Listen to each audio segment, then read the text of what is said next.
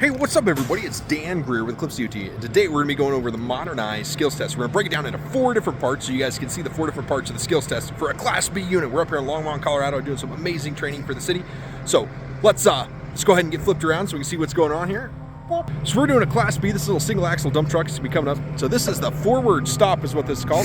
He's got actually a 100-foot alley to come through. So he's going to start by pulling up through this 100-foot alley. After he gets through the 100-foot alley, he's got a 3-foot section right here to stop in. Okay.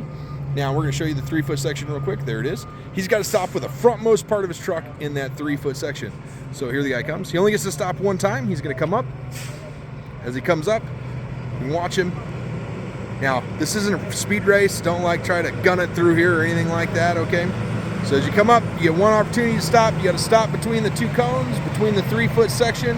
If you don't stop between the 3-foot section, it's worth 5 points. You only get to stop 1 time.